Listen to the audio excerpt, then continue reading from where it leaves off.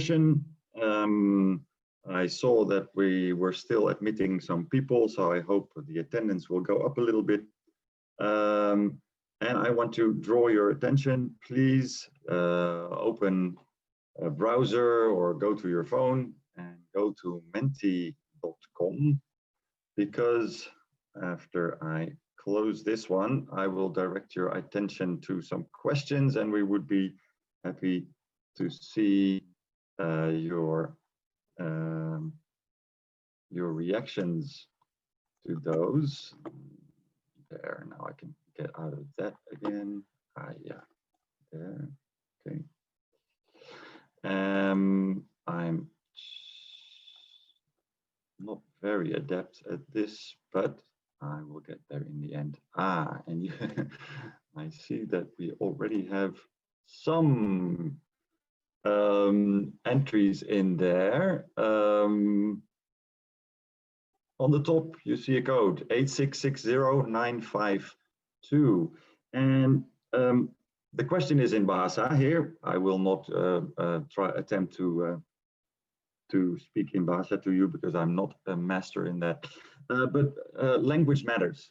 And we are really curious what our audience, which three words in Bahasa our audience connects with the term climate change.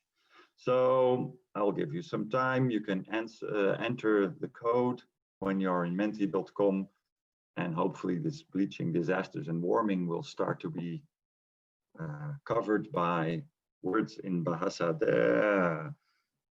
Still people are answering in English. There we go. So please answer this question in Bahasa, and let's see what kind of things are coming in. And while you're doing that, let me draw your attention to the chat function. You can enter your questions there throughout the session. It should be open now and it will remain open. We would appreciate it if you could state your name and institution. We don't need a whole introduction on who you are. And indicate the name of the panelist that your question is directed at. And please keep your remark as short and to the point as possible. And we will keep having an eye on the chat function to see what is being brought up there, and we'll try to answer as much as possible during the session and at the end. There's some things coming in, and we're getting a mix of mixed messages here and mixed languages. We will remain this open for a while, and you can still enter that, and I will enter the code in the chat box in a second when I have access to that again. Any of the panelists see already some things here that they want to react to? Maybe. Well, it's interesting that everyone is giving different words. Yeah. There are no words, really they become bigger when there are when one or the other word is mentioned multiple times. They become bigger, right? So it's interesting that you see a wide variety already says something. It already says something.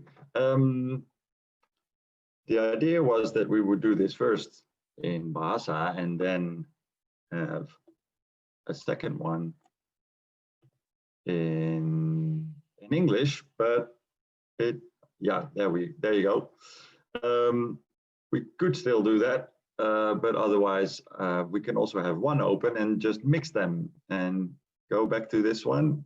And I think that's the better idea. So we'll keep it to this one. It remains open. I will put the code in the chat, and we may be able to get back to it later on in the discussion. So I'll get out of this screen again and get back to the main presentation. Yeah, because this is where I want to take you as a moderator in this session.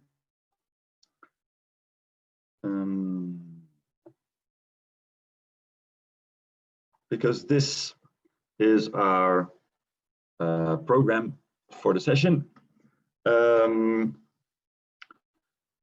You have an overview here. The pilot project that we have chosen as a point of departure for this session is something that we have developed at the KITLV with a number of partners. And this pilot will be introduced to you by two of the project leaders, David Kloos and Lisa Becking. And because Lisa just came out of 2 hours of moderating another session, they have decided that David will do the first bit of the presentation, and Lisa, of course, you can add to that. And I will introduce you both. David is a senior researcher at the KITLV, and his work is characterized by a combination of historical and anthropological research methods. He is interested in a lot: religion, gender, violence, colonialism, knowledge formation, visual representation, and the social and political aspects of climate change.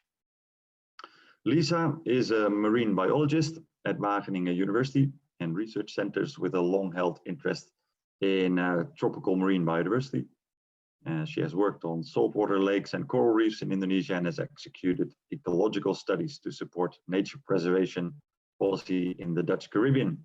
She's also a member of the Dutch Young Academy, the DAA, and she serves on the boards of that organization. I will unshare this one and hand over to David.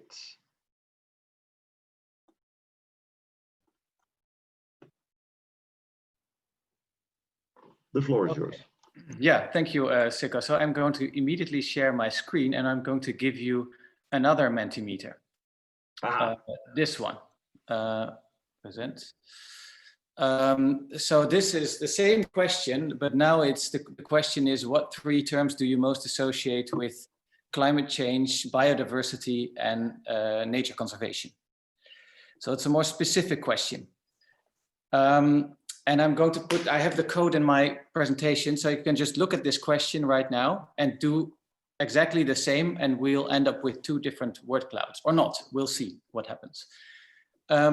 So I think you know the trick right now. I'm going to stop this share and share my PowerPoint. There we go. And you can see that the Mentimeter code is there too. So you can just go there and maybe open both of them in your browser on your phone, or and you can keep adding words. And I'm curious what happens.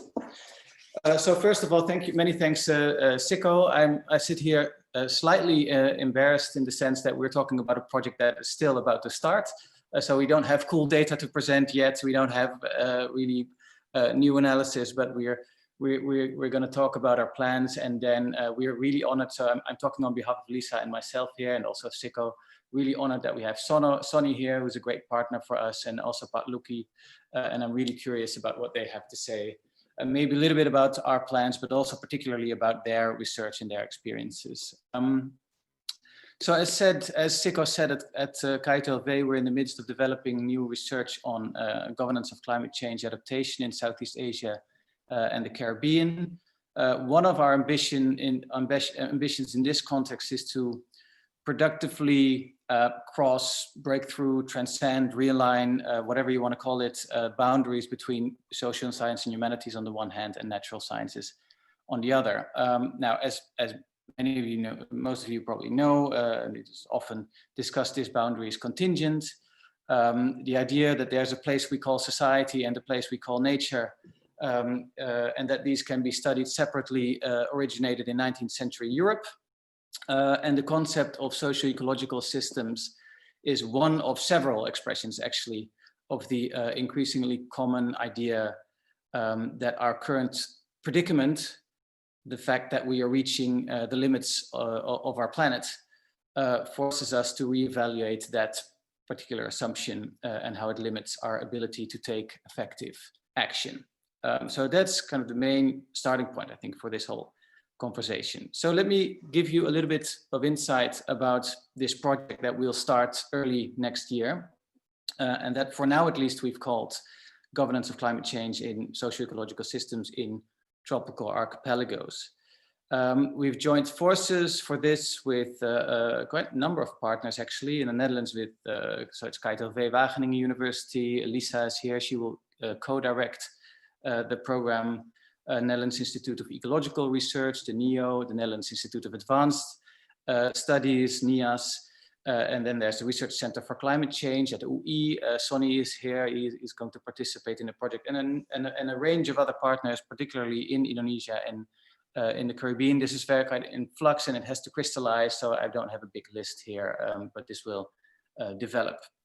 So our goal with this project is to develop and test new interdisciplinary or transdisciplinary approaches to the study of climate-related governance of marine protected areas and other coastal nature reserves in Indonesia and the Caribbean, approaching this comparatively. It's a pilot. We have to be modest at this point, but hopefully, and that's our ambition, this will be a first step on the way to a greater ambition, which is to develop a larger program around land-sea connections, of which protected areas are part, but we might also look at other coastal zones. Our immediate goal is to select a few case studies on both ends of the world and to write, let's say, joint socio-ecological histories of those places. How have ecosystems responded to human activities? What are the main tipping points we are nearing? Are they drawing closer? How have governance structures, including the idea of conservation, which is always evolving, and how have the juridical and political category of conservation zones or nature parks responded to the stress placed on marine ecosystems by climate change? So we are really looking for that interaction, which brought us to formulate. Okay, so these are some of the considerations that I think I've already mentioned. You know, the need to approach ecological society processes in tandem, the advantage of comparing. I'll get to that later, also in more detail. And this long-term ambition brought us to formulate these two research questions.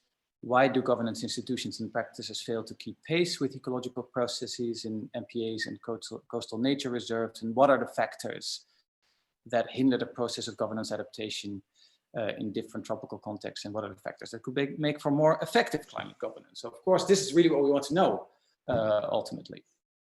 I'm going to use this very short time I have to advertise this postdoc position that we have right now. So everyone who is interested, him or herself, has people in your group, colleagues, wherever on the world who's interested in this project and fits with it, thinks can contribute.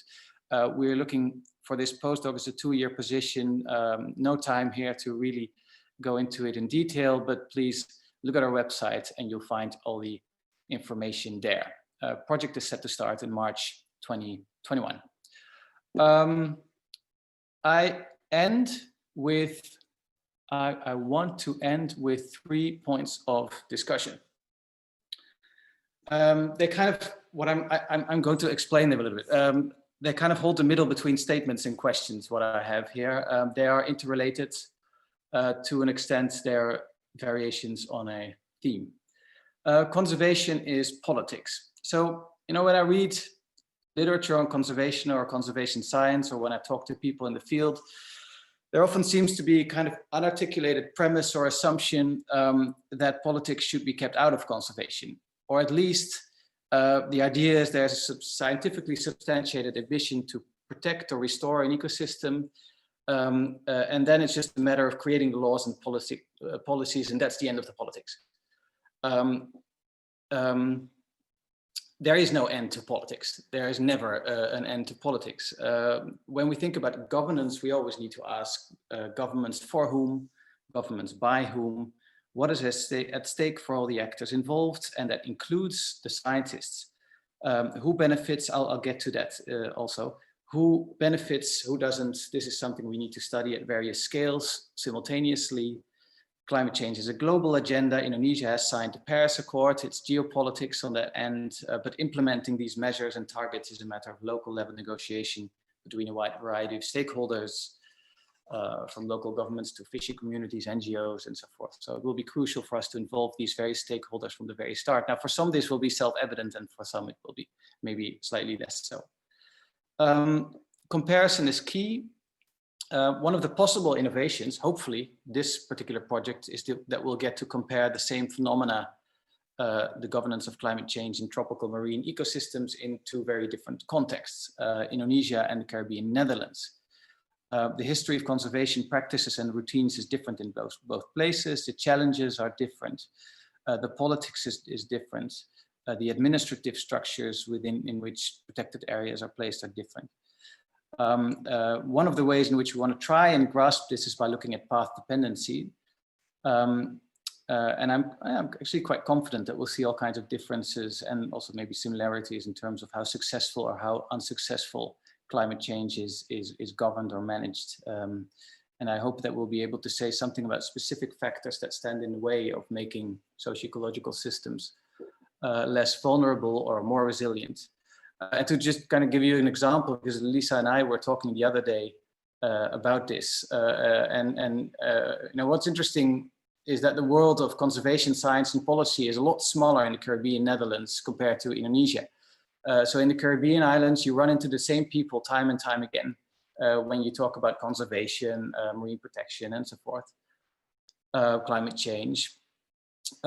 Indonesia is much, you know, almost endlessly more complex in that sense. There are more actors, there are more powerful actors, it's more internationalized. But it's a question, it's a research question, whether this is an advantage or a disadvantage when it comes to the governance of climate change in making natural ecosystems and local communities who live there more resilient. We don't know the answer to that question. It might be interesting really to look into it. Final point, and I think my time is basically up, but this actually brings me to that final point. Scientists are people, and that might sound a little bit silly or insipid, but it really isn't. In a way, you know, I see this project also as a study of conservation science in context. And I take conservation science broadly here, so both natural science, social science that goes into it.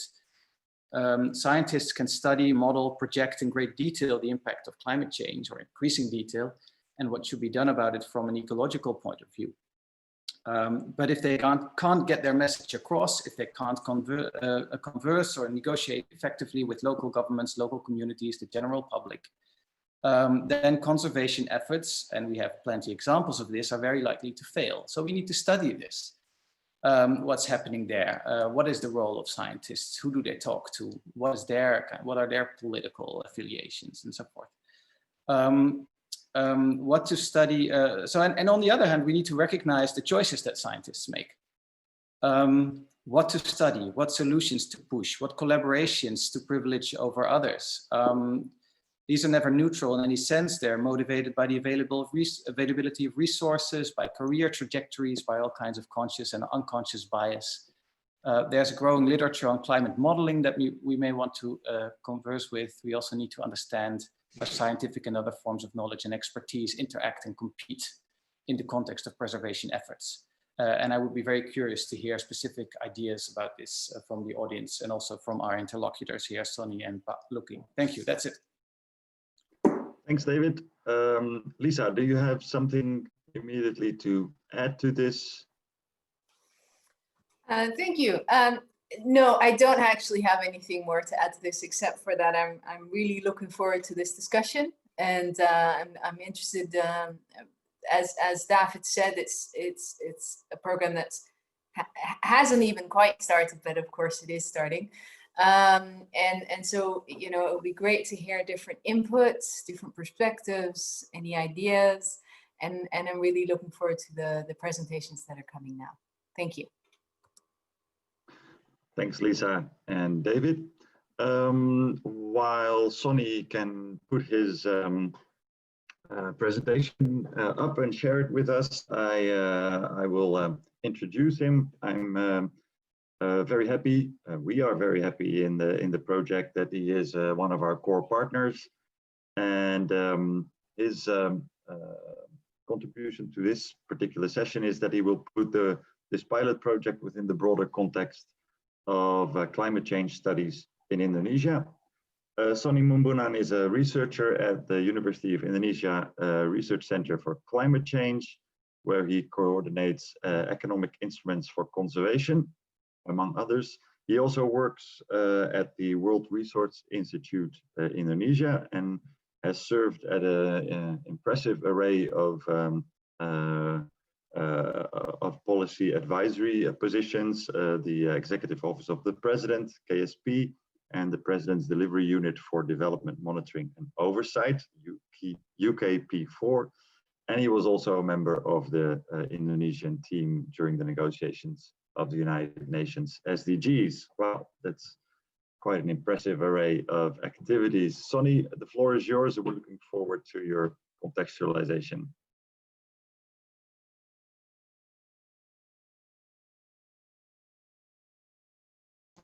And you still have to unmute while you...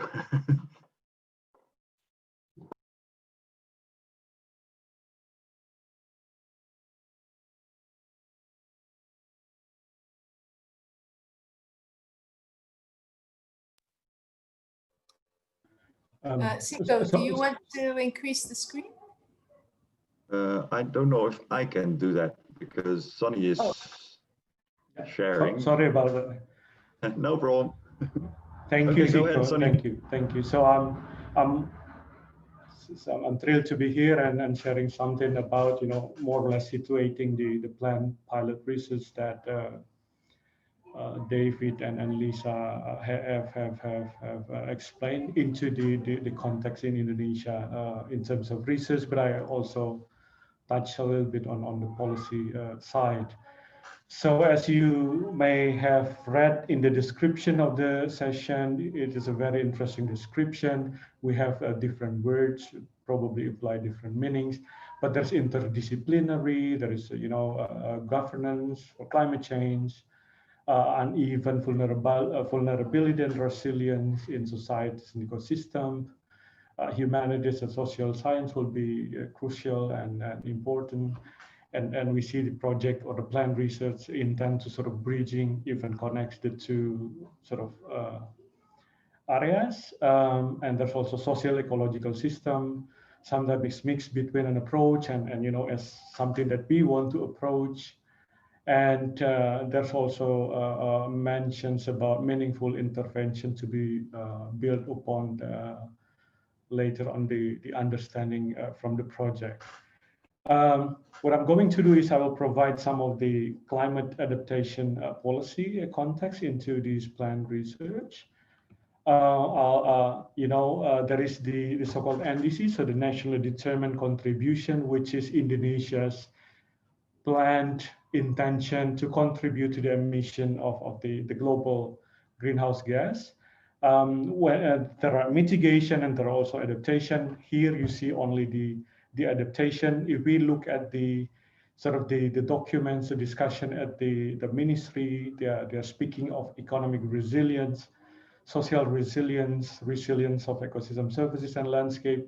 So resilience is quite a central term here. They even quantify it like 1.72 or 72% of GDP and so on and so forth.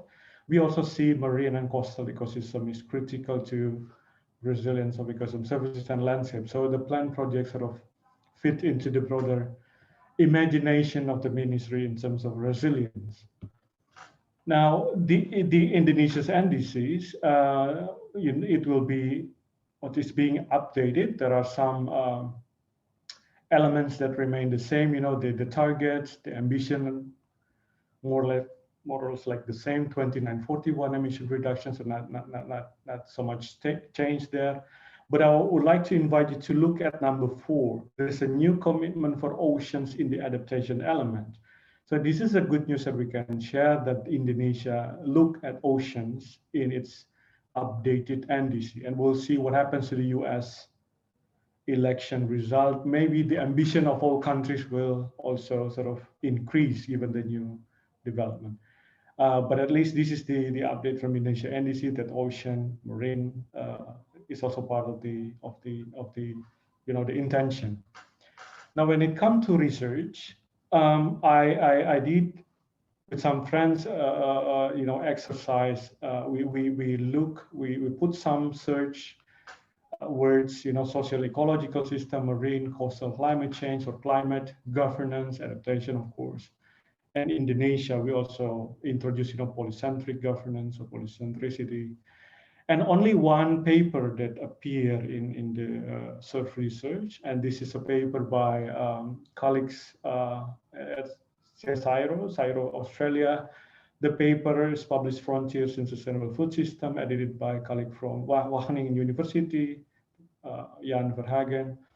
The point is, it is only one paper for or related to Indonesia. It is in Nusa Tenggara. The paper, my team at RCW, we are replicating parts of this paper, but for policy research, not for publication. And it is unfortunate that it is published in 2020, I believe. So still recent, but it's only the one and only that come up from the search findings.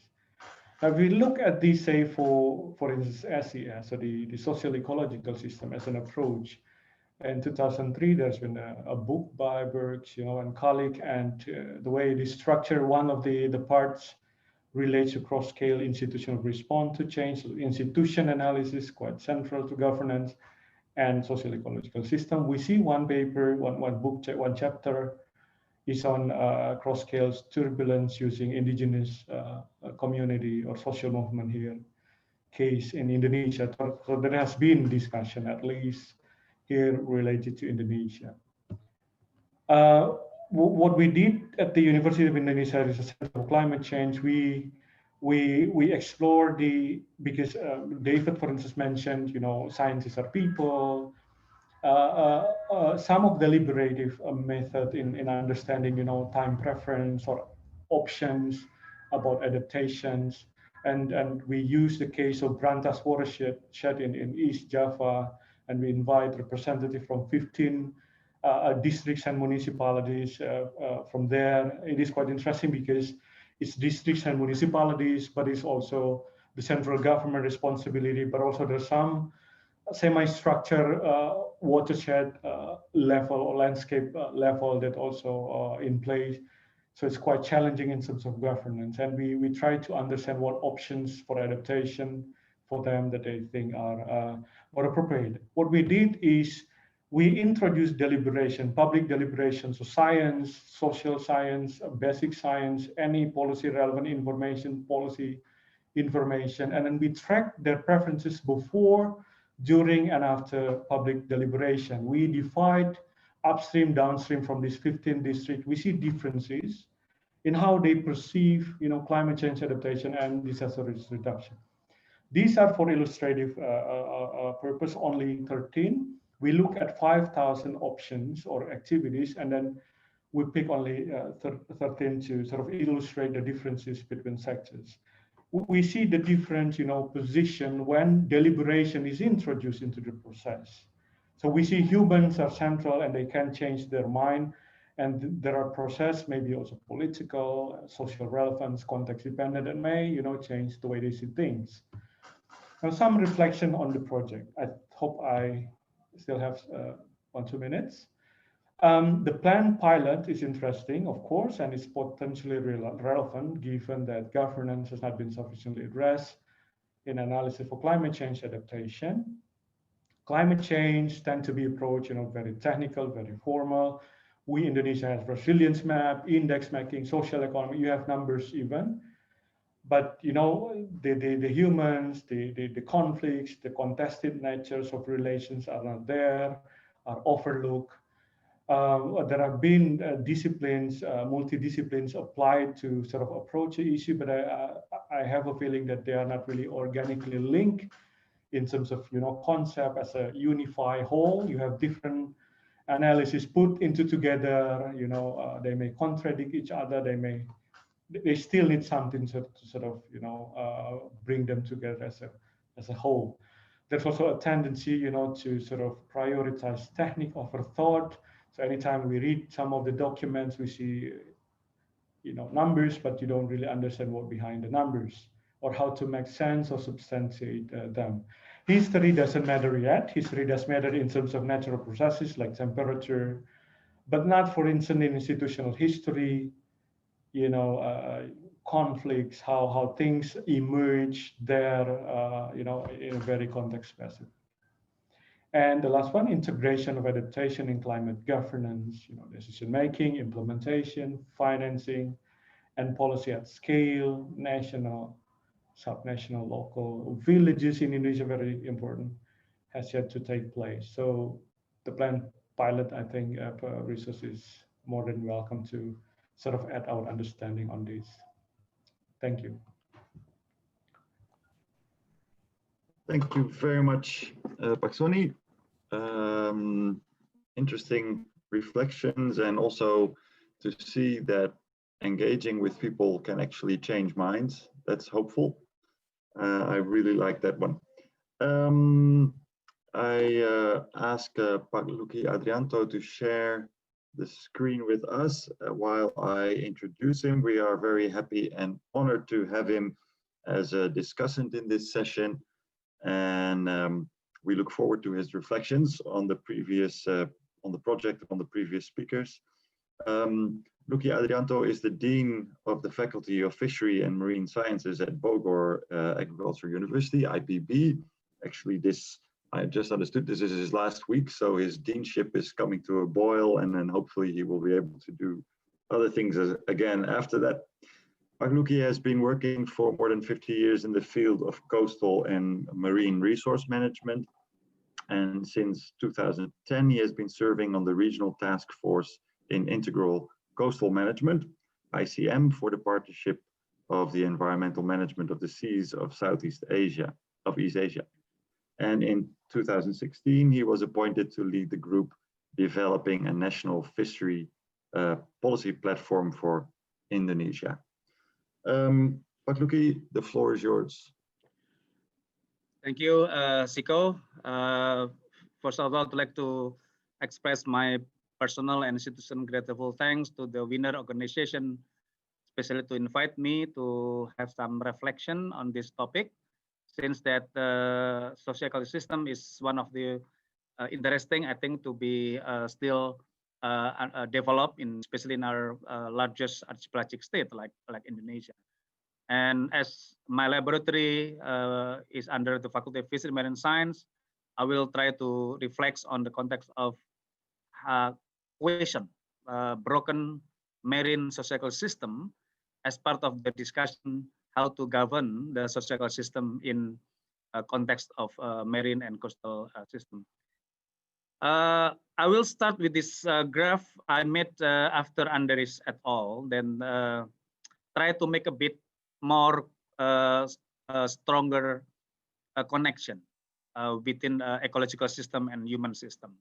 So in that context, I would like to share the context of connectivity and co-evolution. That's what actually Pak Sony, David, and also Lisa mentioned, that this is a bit more, to my opinion, or to my personal opinion, it's more transdiscipline. It's not just interdiscipline. Because sometimes in the context of local, for example, we have to aware also with the local traditional knowledge that maybe is not that really quote unquote linear with the scientific knowledge. That's why that more transdisciplinary approach. In the context of fisheries, for example, or marine ecosystem, we in Indonesia, we have like from Sabang to Merauke, we have 11 fisheries management area with the 14 inland fisheries management area, for example. It's really, really very complicated. And we need a system approach to link between the ecological and social system. And then SES is one of the, I think, in my best personal opinion, can be used as the approach. In regard on that, I still use this platform, as maybe all of you familiar with this, because the word of interaction in the context of this system. So interaction then, my reflection is that between one ecosystem, say in Sabang, in Aceh, for example, is different completely interaction with, say, in Raja Ampat. At least I think very familiar with Raja Ampat, right? So that also different.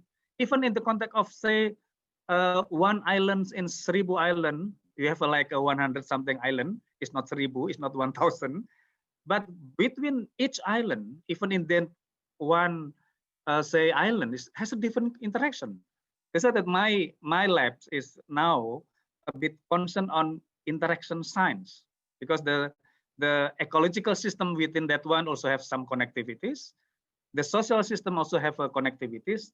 But the big question then is how to connect between that ecological or socio-ecological connectivities. That's why that from that connection, then go to the coevolution. I agree with Pak Sony that historical analysis should be expanded to the context of coevolution of the island, of the bay, of the coastal ecosystem, and especially with the context of tropical ecosystem like Indonesia. Using that point of view, I think this SDGs platform is using that sense, right? Because the biosphere is the backbone of the society and economy, just like my graph, something like this. So yes, SDG is the SES itself. So I think this one thing that maybe strengthen our passion to still elaborate on the SES science in the context of coastal and marine. I agree that even though I'm very shocked with Pak Sony's research that only one paper, I think several my papers appears in Scopus using the socio-ecological system keyword. I will share the context of that. Well, life below waters. Yes, that's our part of a discussion in terms of marine. My opinion, my reflection on this is that SES, SDG 14 is SES, because start with the healthy, productive, and wealthy ocean. If you can see from the 3, 3, 4, there are 10 targets. That's also part of the SES. That's what actually the things that because now I'm the so-called like coordinator or something like that among the civil society to keep insight on the context of SDGs achievement in our country. So I think I have to then strengthen the passion of the group of civil society to look at in the context of SES in the SDGs. The last things that I would like to reflect, and then I will give some example with some several research in my lab, is that this one still under question: broken SES, broken marine ecosystem, breaking SES. If Wolf, I think all of us also familiar with this graph, but basically is that we try to identify or match, is there any broken between ecosystem and a social system in the context of this? Drivers from the climate coming from ecosystem, but then when go to pandemic, is really on the context of socioeconomics, for example. So when we have a like climate and pandemic, is meaning that broken supply and demand, broken of supply of the ecosystem and demand of the human. So that's why that actually when we talk about the climate change impact in the fisheries, for example, that's still under question. I agree, Pak Sony with University of Indonesia try to still keep on that, but with the pandemics right now, that's also part of the equation. So there are two problems in supply and demand: the problem of the ecosystem and the problem of the socioeconomic, especially with the context of pandemic right now. By that one, because the time is not that much for me, so I will, as I mentioned, my laboratory now is concerned with the connectivity science. So we try to have like how to testing the connectivities, and then based on that connectivities, we will try to develop the context of say connectivity governance. How, for example, the scale is matters. Is that big or small scale, for example, the context of ecosystem unit also reflect to the context of connectivities. More, I mean, bigger ecosystem, then there is a lot of more complex connectivities. And I think this connect with other governance complexity, for example. So this is the thing that maybe it's a bit technical, but we in our lab right now try to start with the reflection from the connectivities between the ecosystem, and within that ecosystem there is some connectivity with the social system within the system. So this is just example of the case of Bima Bay with my student, and this works has been published in one of the journal. This is part of the reflection of the connectivities that maybe we can discuss later on about the things. But my concern is that start from the connectivities. Start with the question of, is there any broken SAS within the marine system of Indonesia? Where is not broken? Where is the broken? Where is the very vulnerable in the context of connectivities? Which one is more resilient in the context of the connectivities? That will be much create some question on the research of the connectivity. So from that connectivity, and then we go to another pillars of SAS, which is co-evolution. And that more we need more longer time to elaborate the co-evolution, yeah, after the historical analysis that already mentioned by Pak Sony. This is the part of the example that I just mentioned. The fisheries context, there is two broken of climate and pandemic. So this now fisheries is a bit slowed down with the minus 1.3% of the growth, and there is no yet evidence on the context of is that any connectivity signs of that. This way that now we try to start with this problem, this diagram to context of to identify and to investigate the connectivities. And last but not least, this is my last slide, that from the context of this Indonesian fisheries, we start with the mitigating the shocks between, even though from both climate and pandemics, and then managing the uncertainties. And then by using the two things, we have to have like adaptive SAS. And my approach, or our approach, actually is try to start with the connectivities, managing the uncertainty between the connectivities, and then using that connectivities to start with the best governance mechanisms, at least to strengthen the resilience of that system. So by saying that, I would like to again thank you to Pak Siko, for example, the moderators, Lisa and David and Pak Sony, to give me the opportunity to get some reflection on this. But I agree that maybe for the next future years, I will be hands on my internship. Lisa, don't worry, I will work with you for sure for the next year to ask any question regarding to the marine test that for the Indonesian perspective is very, very still under question, because we have a large ecosystem with many characteristics, a lot of characteristics, different ecosystem, different social system that we should more to have some collaboration between us. Thank you very much, Siko. Thank you very much, Pak Lucky, for your offer of cooperation, and that we can pick your brain in the coming years. It's much appreciated. Your message is really one of realizing that there's even more complexity than we might already been starting to think about, which really makes it important to have this transdisciplinary approach and to look at all these different interactions. Don't settle too quickly on one model, but test everything in different places. That's basically what you're saying, right? So you want to extend the comparison that David was talking about to even to more places. Thank you very much for that. I'm happy to see that there's a question that's come in, a long one, and I'll try to do it justice. It's from Inaya Rahmani from the Asia Research Center at UI, and also from ALMI, the Indonesian Young Academy. She says, it's my understanding that social resilience, a key concept the panelists have touched upon, is the creativity and adaptability of communities in facing natural, economic, and health shocks. Indonesia is exceptionally well in this, for better or for worse, on the shocks or the adaptability, I don't know.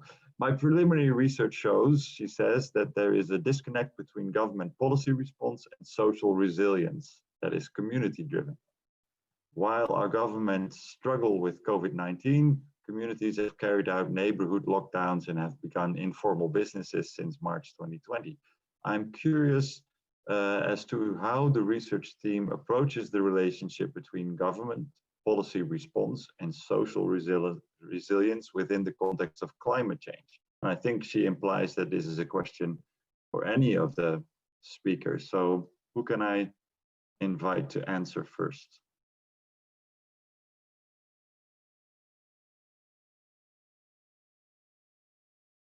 You're all waiting for each other.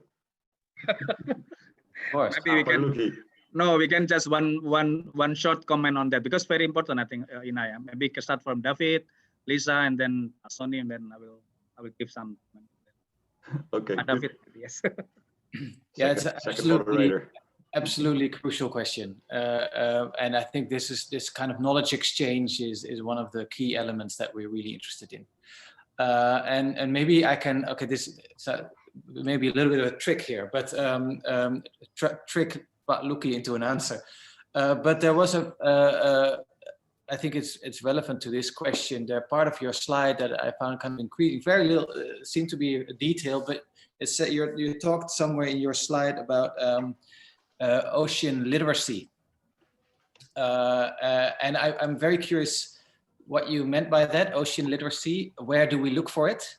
And do you have any specific examples? Because you were talking about every island, every locality having its kind of own governance issues, and maybe you have one or two examples of, because I think the point here, and that's what Inaya is also referring to, that you tend to think of knowledge about climate and stuff in governance about kind of a top-down thing, so there's the scientists and the government and the policymakers, and they'll tell people what to do. Well, what Inaya says here is it's quite the opposite. So it is the policymakers that need to be, become more literate about what's happening in the oceans, and that's where we need these insights and this experiential knowledge from in these specific contexts. So maybe Pak Lucky has one or two examples of ocean literacy and where we look for it, and how we kind of integrate it into our approach toward governance.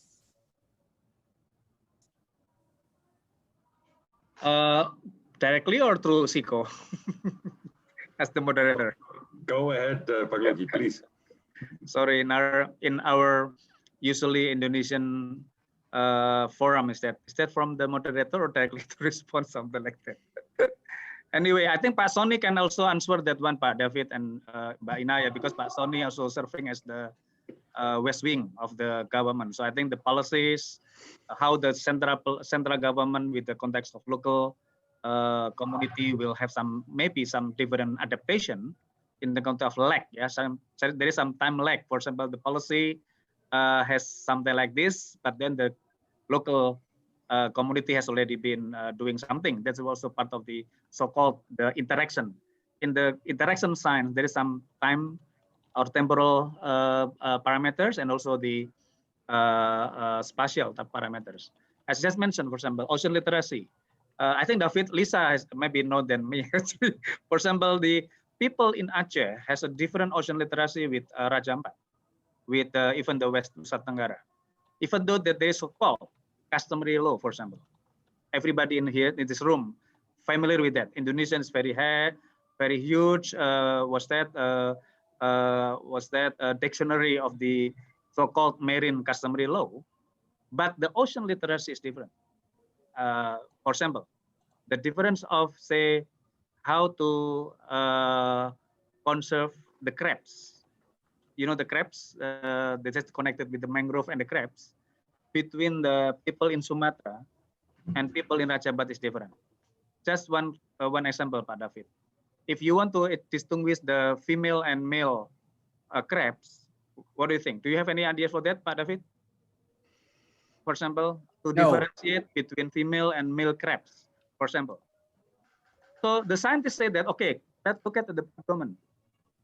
But in the Sumatra, that's from the footprint of the crabs of the mangrove ecosystem. So I learned from the one boy, 15 years old. And then, yes, after I followed that knowledge, that literacy, then, okay, you're right. I'm the PhD in fisheries science. That okay, you're right, 15 years old. So that's actually the things that different literacy. This is very small example. Then connect to the context how to conserve the mangrove. different between the Raja Ampat and Sumatrans people, for example. So this just example that in the context of the ocean literacy, also in my hypothesis, connect with the context of governance on the very local side, for example. And with Mbak Inaya comments and long question in terms of that is in the context of adaptation. In my opinion, I very like what we call localism. I don't like a bit generalism, something like that, because one things in one island cannot be adopted 100% in the other island.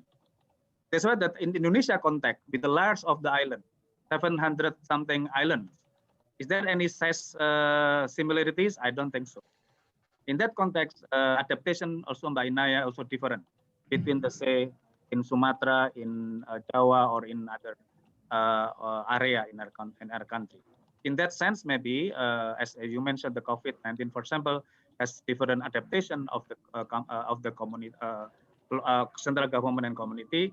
What I can do or say the best comment is that the government should go to the context of how understanding the local and communities literacy on resource governance, on their own sustainability, because the sustainability cannot just taken from the policies or textbook.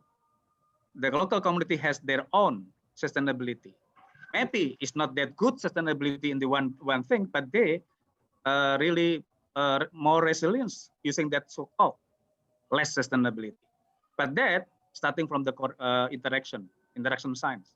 That's why that I'm really start with the interaction, connectivities, with or without technicalities. But I think that will be a starting point of the governance complexity and adaptation from the local until the, as Pak Soleh mentioned, any scale. We have to do that. That really big keyword, I think, to my best opinion. I agree with Pak Soni to have like any level of scale is one of the question in this SES approach.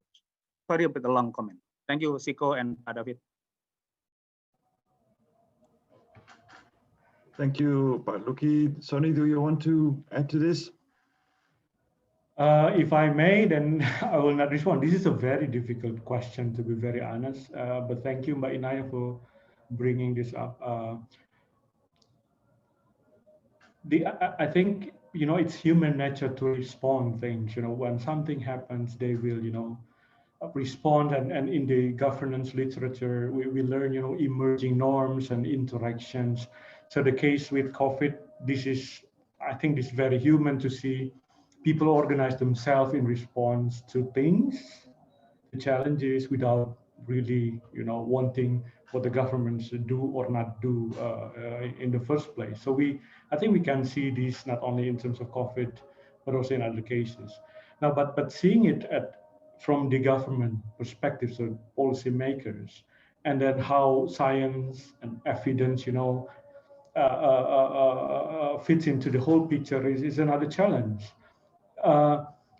I like when Pak Lucky, for instance, mentioned differences in Raja Ampat and other parts of the country.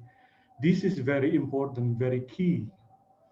But when it is seen from the perspective of the central government, they try to address things as general as possible, to be able to incorporate different interests, but at the same time can accommodate, like differences or variations across spaces and time.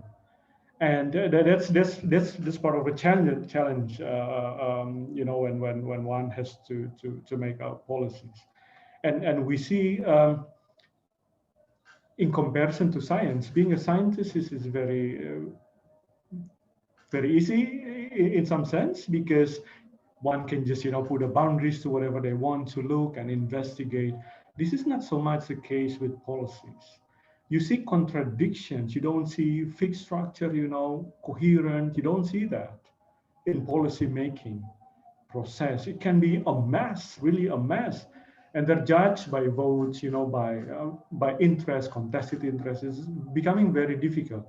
And in that sense, science is perhaps is only one, feeding into policy, not the only one, not even the most important one. This is, for scientists, it's hard to believe, but for those working with, like, president's office or advisor to whoever, they will see it. But if I may share, I think there are also areas where scientists can also,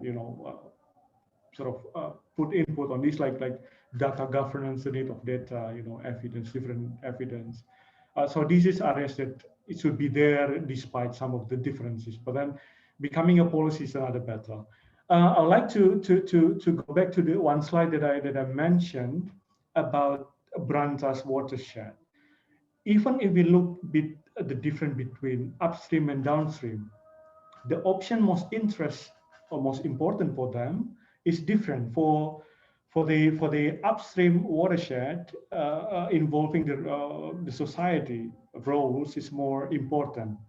Initially, it's important, but during deliberation, not becoming less important. But then, in the end, it becoming more important. But for downstream stakeholders, watershed conservation, water resources is even more important compared to the rest of the options. So even within the specific context of Brantas watershed, we see already differences among them. And then given information like deliberation, these can even becoming different. So yeah, can one imagine how complexity emerged even only from these two, difference? Now, if one would like to substantiate it at the level of Indonesia, then you see the difficulties of becoming a president or ministries. And as he mentioned about my experience working with SDGs, it was a headache. I could not sleep with the targets, 160 something. We see nice targets and goals in the 17 goals, okay? But trust me, the debate, the lobbying process takes years and months, and take and give, and I learned something from that process. So that's not easy. That's not so much in an area of the scientists, but scientists can inform that process. Sorry for a long comment, but I think the point is, this is a challenge that we need to figure out how science and policy interface. There has been some literature on that.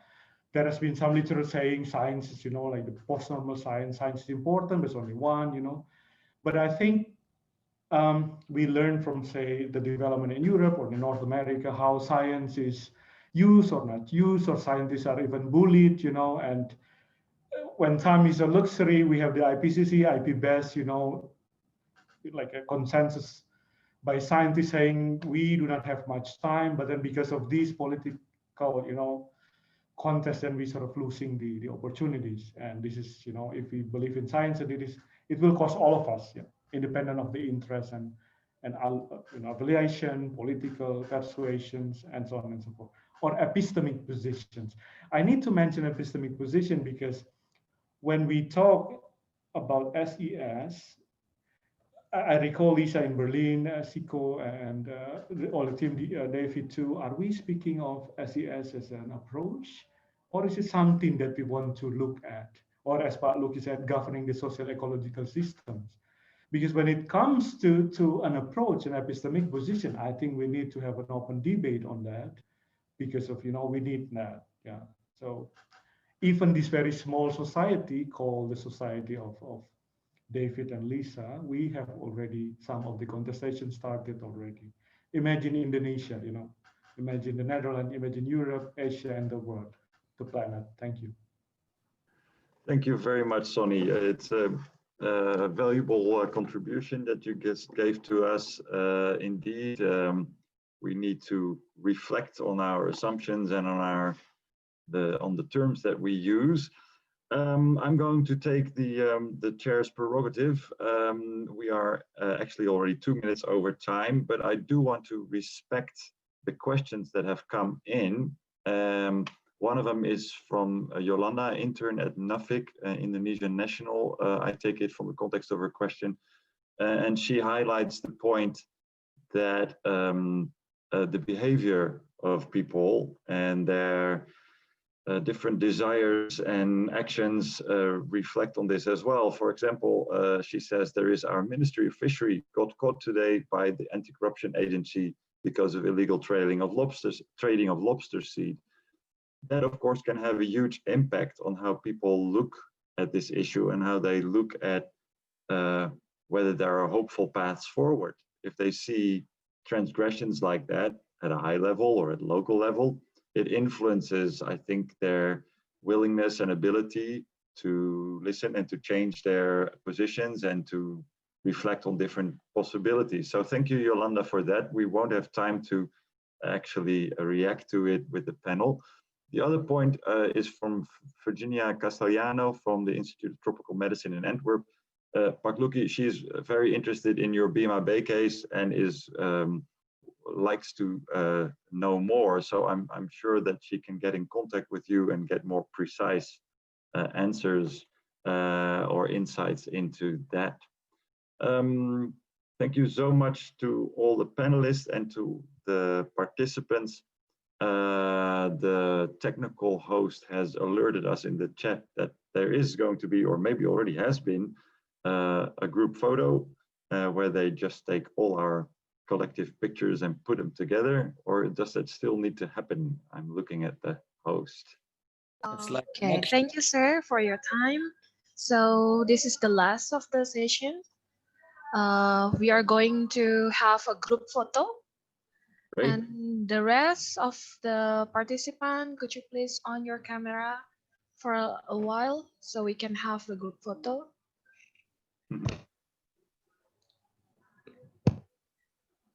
Okay.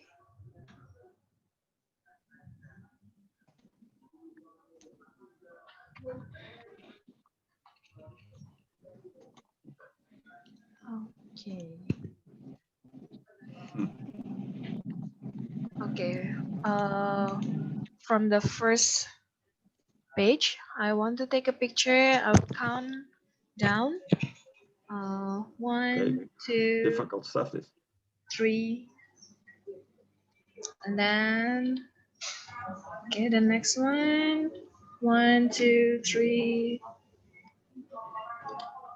Okay, last one. Okay, done. Thank you for your time. Thank you very much. Let me draw your attention to a talk show tomorrow morning on similar topics on climate change, developed by ALMI and many other partners, where we will continue this discussion in a broader sense and also bring in this transdisciplinarity, because we will have some NGO people there, some people from private sector, and also a journalist that is engaging with this issue. So many more different perspectives tomorrow morning at 9 o'clock CET, which is 3 o'clock. Yeah. Yeah. Okay. WIB. Okay. Hope to see you tomorrow. Thank you very much for your attention. Bye-bye. Yes, sir. Thank you all. Okay. Thank you, Pak Sony, Lisa, David. Pak Luki, terima kasih Pak Luki. Sama-sama, Lisa, terima kasih David. Lisa, thank you very much. See you then. Thank you. Bye-bye. Thank you. Bye. Thank you.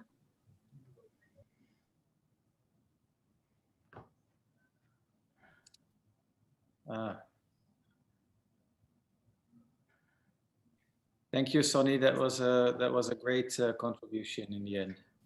Thank you, David. I hope it served the purpose of the discussion. But yeah, I think it's very interesting. You Yeah? realize I mean, that there's so much to talk about, and also in really conceptualizing this program. I'd love to have been able to talk more to Luki, maybe some other occasion. You know, it's interesting. He talks about localism, which can lead to so many effects. If I totally get his point about local experiential knowledge being crucial. At the same time, the Aceh example is interesting because the Acehnese government, as we know, is a very localist government, and they don't have a great track record when it comes to natural resource management.